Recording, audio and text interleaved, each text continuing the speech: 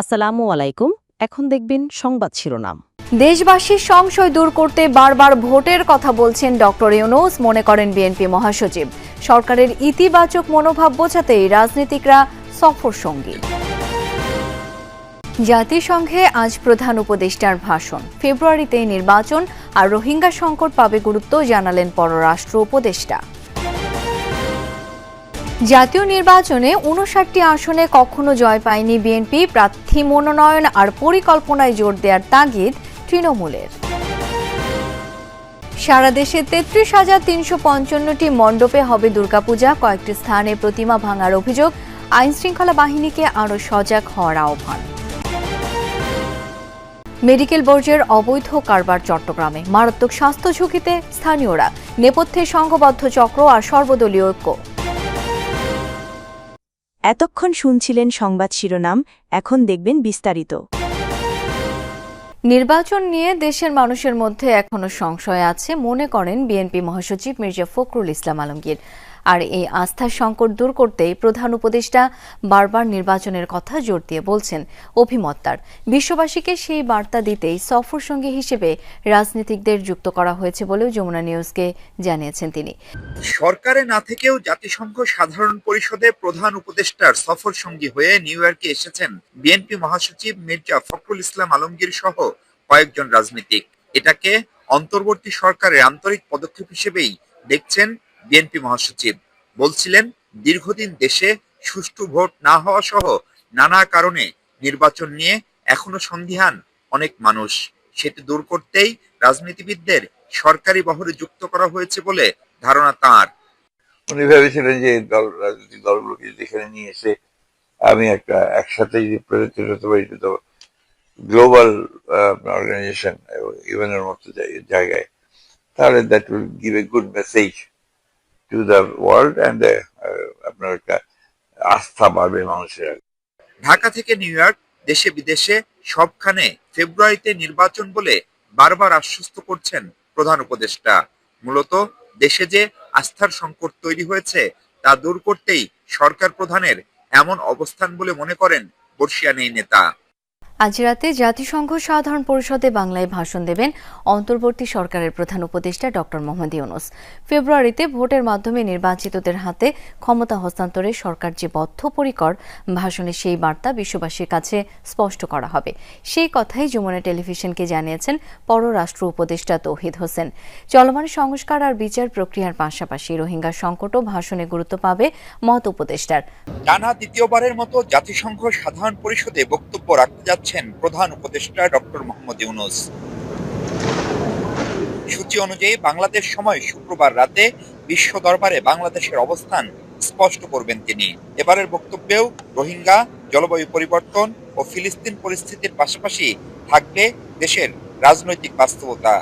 High level segment যে ৩-৪ দিনে, ওখানে ২৬ তারিখে উনি তার বক্তব্য রাখবেন। সেটা আপনারা তখন জানতে পারবেন যে এক্স্যাক্টলি কি। এটাতে তো ন্যাচারালি তার সরকারের যেই এজেন্ডা সেটা সম্বন্ধে উনি বলবেন।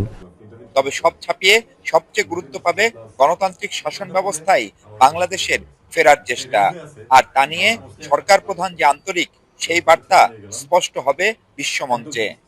উনি ডিটারমিন যে ইলেকশনটা উনি করবেন এই ফেব্রুয়ারিতে, এবং ইলেকশন করা মানে হলো যে নির্বাচিত সরকারের হাতে উনি ক্ষমতা হস্তান্তর করবেন, যেটা ডে ওয়ান থেকেই তো মূল লক্ষ্য ছিল যে কিছু রিফর্ম এবং তারপরে একটা ভালো নির্বাচন করে নির্বাচিত যারা হবেন, জনগণ যাদেরকে ভোট দেবে তাদের হাতে ক্ষমতা হস্তান্তর করা। প্রতিদ্বন্দ্বিতাপূর্ণ নির্বাচনে বরাবরই ফেভারিট বিএনপি। ২০০-র বেশি আসন অথবা ন্যূনতম ব্যবধানেও সরকার গঠন করেছে কয়েকবার। তবুও অন্তত ৫৯টি আসনে সাফল্যের তুলনায় হতাশার সঙ্গী হচ্ছে দলটির। বারবার হাতছাড়া হওয়া এসব আসনের মধ্যে রংপুর বিভাগে আছে ২০টি আর ঢাকা বিভাগে ১৪টি। এসব আসনে প্রার্থী মনোনয়ন আর সাংগঠনিক কর্মপরিকল্পনায় জোর দেওয়ার আহ্বান তৃণমূলের। নেতারা বলছেন, অঞ্চলভিত্তিক মানুষের অন্ধ আবেগের বহিঃপ্রকাশ ঘটেছে অতীতে। প্রত্যাশা আগামী নির্বাচনে ঘটবে না তেমন কিছুই। ৯০-এর গণ অভ্যুত্থানের পর ৯১-এর সংসদ নির্বাচনে জয়ী হয়ে সরকার গঠন করে বিএনপি। ১৯৯৬ সালে আন্দোলনের মুখে সংসদ ভেঙে দ্বিতীয় দফা নির্বাচনে হেরে গেলেও বিপুল জয়ে ফিরে আসে ২০০১-এর। আলোচিত ১/১১-এর পর ২০০৮-এর নির্বাচনে পার হতে পারেনি বৈতরণী। এরপর ২০১৪, ২০১৮ এবং ২০২৪-এর নির্বাচন ছিল প্রশ্নবিদ্ধ। জয় পরাজয় ভোটারের পছন্দ হলেও ৫৯টি আসনে পরপর ৪ বার হেরেছে ধানের শীষের প্রার্থী। বিভাগের হিসেবে রংপুরে ২০টি, সিলেটে ৯টি, খুলনা ও বরিশালে সমান সংখ্যা ৫টি, রাজশাহীতে ১টি, চট্টগ্রামে ২টি, ময়মনসিংহে ৩টি এবং বৃহত্তর ঢাকায় ১৪টি। তৃণমূলের কর্মীদের এ নিয়ে যেমন আক্ষেপ আছে তেমনি বেড়েছে প্রত্যাশাও। সেই সময় আমাদের এলাকার সাংগঠনিক দুর্বলতাও ছিল। তৃণমূল পর্যন্ত আমরা বিএনপি শক্তিশালী করার জন্য কাজ করেছি এবং তার ফসলও আমরা পেয়েছি। ঢাকা মহানগরে এবার ২৫৯টি পূজা অনুষ্ঠিত হতে যাচ্ছে। সারা দেশে অনুষ্ঠিত হবে ৩৩,৩৫৫টি পূজা। বিজয় দশমীতে বিকেল ৩টা থেকে রাজধানী সহ সারা দেশে হবে শোভাযাত্রা। সকালে ঢাকেশ্বরী মন্দিরে শারদীয় দুর্গোৎসব উপলক্ষে ছিল সার্বজনীন পূজা কমিটির সংবাদ সম্মেলন। সভাপতি জয়ন্ত কুমার দেব তুলে ধরেন পূজার আদ্যপান্ত। জানান, গেল বছর পূজা হয়েছিল ৩১,৪৬১টি, এবার ১,০৯৪টি পূজা বেশি হচ্ছে। সভাপতি আরও বলেন, প্রস্তুতির মধ্যেই ১৩টি জেলায় প্রতিমা এবং মন্দিরে হামলা হয়েছে। তবে আইন শৃঙ্খলা বাহিনী দ্রুত পদক্ষেপ নিয়েছে। জানান, দুর্বৃত্তদের বেশিরভাগই ধরা পড়েছে। তাছাড়া অনাকাঙ্ক্ষিত পরিস্থিতি এড়াতে সতর্ক আইন শৃঙ্খলা বাহিনী। পূজার আনুষ্ঠানিকতা সম্পর্কে তিনি জানান, ২৭ সেপ্টেম্বর বোধনের মধ্য দিয়ে শুরু হবে দুর্গাপূজার আনুষ্ঠানিকতা। অক্টোবরের ২ তারিখ বিজয় দশমীর মাধ্যমে শেষ হবে সনাতন ধর্মাবলম্বীদের সবচেয়ে বড় উৎসব। ঢাকা মহানগরে এবার ২৫৯টি পূজা অনুষ্ঠিত হচ্ছে। গত বছর ঢাকা মহানগরে ২৫২টি পূজার আয়োজন হয়েছিল। সেই হিসাবে মহানগরে 7টি পূজা বেড়েছে। সারা দেশে এ পর্যন্ত যেসব তথ্য আমাদের হাতে এসেছে তাতে দেখা যাচ্ছে ৩৩,৩৫৫টি পূজা অনুষ্ঠিত হচ্ছে। মেডিকেল বর্জ্যের অবৈধ গোপন বাণিজ্য চলছে চট্টগ্রামে। হাসপাতাল থেকে সংক্রামক জীবাণুবাহী বর্জ্য ভাঙারি দোকান হয়ে ছড়িয়ে পড়ছে সারা দেশে। গড়ে উঠেছে দোকান কারখানা। নেপথ্যে জড়িত হাসপাতালের কর্মী, রাজনৈতিক নেতা ও অসাধু ব্যবসায়ীদের সংঘবদ্ধ চক্র।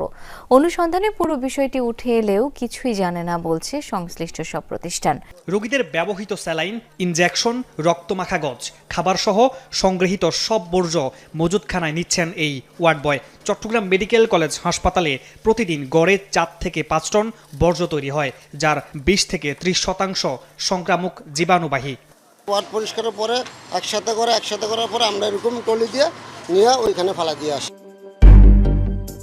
মজুতখানায় ঢুকে দেখা গেল ফেলে দেয়া বর্জ্যের কিছু অংশ বিক্রির জন্য বাছাই করছেন এই পরিচ্ছন্ন কর্মী। কই নিয়ে যায়? বউবাজার। জানেন আপনি? এসব মেডিকেল বর্জ্য কিনতে আগাম টাকা দেন কিছু ব্যবসায়ী। ব্যবসাটা নিয়ন্ত্রণ করেন সুপারভাইজার সবুজ। বর্জ্য কোথায় যায় প্রশ্ন করতেই রেগে হুমকি দেন তিনি। এটা আমরা শুনছি যে দোকান দেয়, তার সাথে একটা কন্ট্যাক্ট করে, ঠিক আছে? এই ইয়াসিন দিগাই, আপনি আমাকে বলেন ১.৫ লাখ টাকার কেন কথা বলতেছেন আপনি? এই যে উনি উল্টো এখন আমাদেরকে ভিডিও করছেন। আমরা জিজ্ঞেস করতে চাইলাম যে এই যে মেডিকেল বর্জ্যগুলো তারা এগুলো ডাম্পিং এ না দিয়ে, অর্থাৎ নগর সেবা নামে যে একটি সংস্থা রয়েছে তাদেরকে না দিয়ে সেগুলো তারা বাইরে বিক্রি করে দেয়। এই প্রশ্নটি যখন তাকে করলাম, তিনি ভিডিও অন করছিলেন। তিনি ভিডিও অন করে উল্টা আমাদের উপরে দোষারোপ করছিলেন। বর্জ্য ব্যবস্থাপনার দায়িত্বে থাকা প্রতিষ্ঠান নগর সেবার প্রতিনিধিও স্বীকার করেন ঘাপলার কথা। মেডিকেলের উৎপত্তি স্থান থেকে অনেক সময় আয়াবুয়া যারা আছেন ওনারা কি করেন, এই ভাঙ্গারি দোকানে বিক্রি করার জন্য ওইখান থেকে সেপারেট করে ফেলেন। তো সেই চোখে আমরা যখন স্পটলি যখন কাজ করতে যাই তখন কিন্তু এই ময়লাগুলো পাই না।